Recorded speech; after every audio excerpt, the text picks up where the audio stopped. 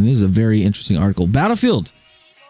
I'm very concerned about video games and having movie adaptation of games because usually things don't work well, especially anime. Like, you know how it was with animes. I remember when Final Fantasy popping off, right? They came out with a movie called Final Fantasy. The very first Final Fantasy game was very first Final Fantasy movie was called Final Fantasy: The Spirits Within. Nothing was relatable to any of the titles at all. None of them, except one person's name in the game or in the movie.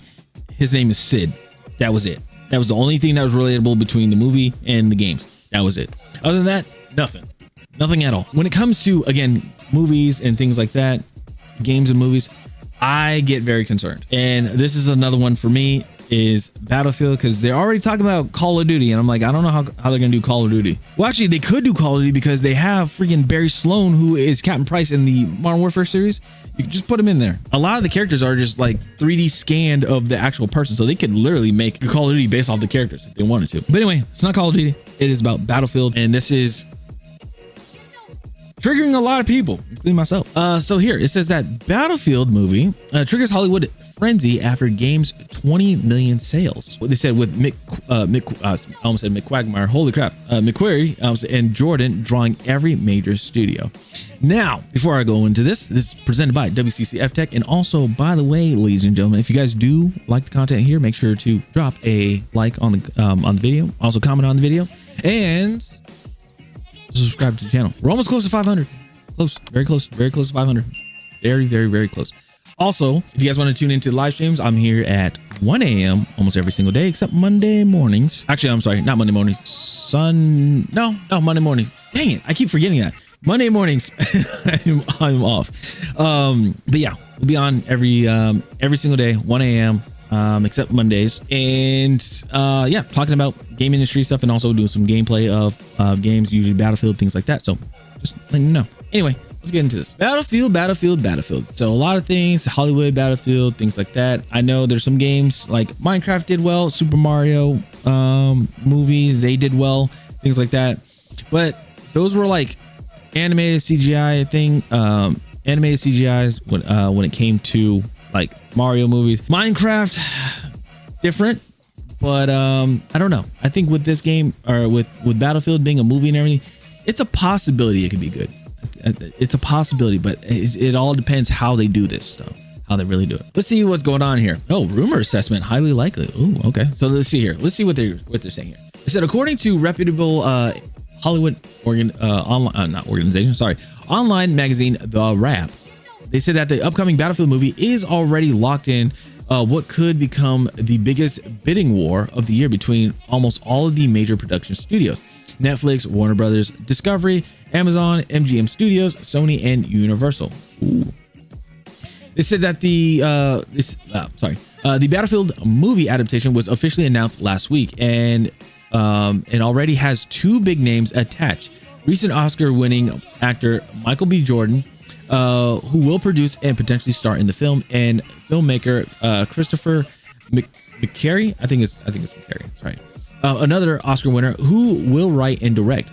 Jordan is known for mostly for his roles in Black Panther, Creed, and last year's Sinners. McQuarrie worked on The Usual Suspects, Edge of Tomorrow, and Top Gun: Maverick as a writer, and on Jack Reacher in the last 4 Mission Impossible movies in the role of writer and director, which I will say that is good. The last Mission Impossible movies and Top Gun: Maverick, really good.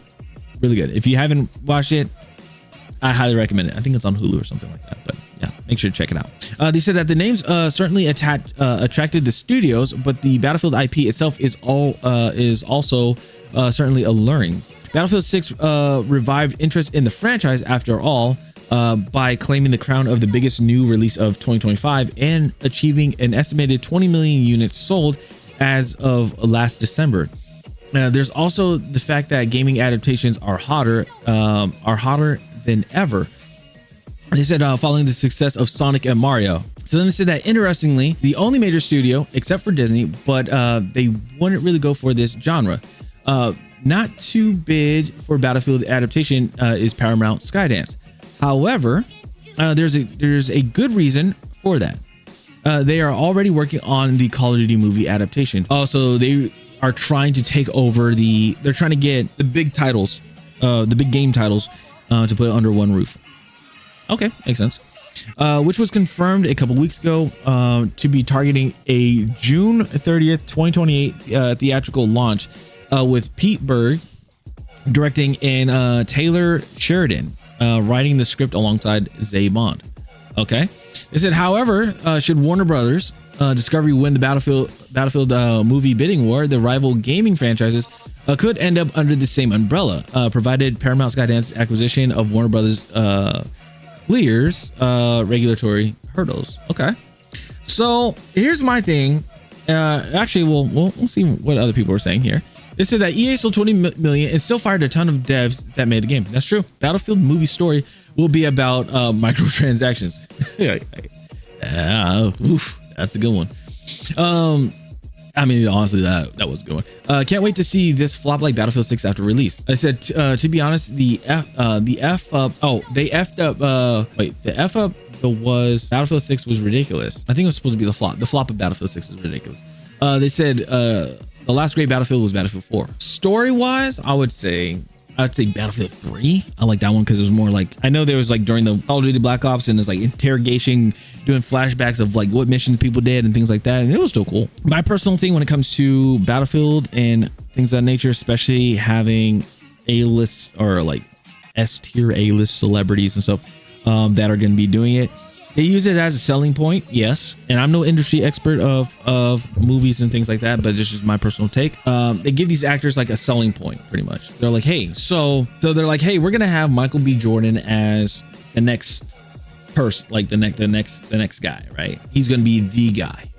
I'm like, okay, Michael B. Jordan is gonna be the dude, the next guy. Cool, whatever. But that's where the issue comes in, because they did the same thing with Pablo Pascal. Oh my goodness, I was like, it's Pablo something, but it's not Pablo Schreiber, because Pablo Schreiber is Master Chief, and then Pablo Escobar is obviously a drug lord. But Pablo Pascal. Okay, again, but I know Pablo Pascal from Narcos, and that's why I thought Pablo Escobar. You know, whatever. Anyway, good show too, by the way. Anyway, yeah. So when it came to like Pablo Pascal, when he became like the face of Hollywood, you know, things like that, they overused him like crazy. They put him in Last of Us, they put him in Fantastic Four. They had the one with like Nicolas Cage and him in it and things like that. So it was getting to the point where people were fatigued of the guy. And then he just fell off. Not fell off, but like people just got tired of him. And then now it's like Michael B. Jordan is up for grabs. And the thing is, Michael B. Jordan, he's been in a lot of movies. He's been in, I remember seeing him in Hardball for the very first time. If you guys haven't seen that, the dude young. And then seeing him in Red Tails, he was like one of the wasn't a lead, which was shocking. He's not an extra, he wasn't a lead, but he was like another character in there. And then you have Sinners, you have Without Remorse. I think that's what it is. Without Remorse is like the one that really put him in for the spot for Battlefield. But I'm not entirely sure. Like Miles, also the other thing, why not just have the Battlefield 6 characters in there? You guys already did like the 3D modeling for them, or the 3D scan of them, and put them in the game as characters. Why not just use them? I'm not sure if they asked them first or anything like that, but why not just do that? Because then also it gives them a chance. It's like, hey, we were in the game, like we were scanned and put into the game, we did the voice acting, now we're actually in the movie itself. That would be cool. That's just me personally. I think that'd be cool. But yeah, I think what's gonna happen is it's still up at its peak with Michael B. Jordan. But I feel like with maybe this coming out in 2028, well, they didn't really announce what the day, like the date is, but I'm just gonna guess 2028. Will that be too late? That's the issue. Will that be too late and people will be tired of it, tired of him, which would be an unfortunate thing, but it's a possibility. It's a possibility. So, and because that's what Hollywood is known for. It's ridiculous. Anyway, that's all I got for this video. Let me know in the comments down below what you guys think about this whole thing about just games and movies. Again, I personally don't think it should be like they should do a movie adaptation unless they have a very solid story. Again, they have 2 Oscar award winning, like, you know, they have an actor and a writer, and the movies that he did are good. Actually, they're great, not good. Understatement. And then Michael B. Jordan, he did pretty good, and he did really well in Without Remorse, which is on Amazon, so I'd check that out too. So yeah, let me know what you guys think about this whole thing. Me, I don't know. I don't know. Anyway, stop channel. See you guys. Have a good one. Peace.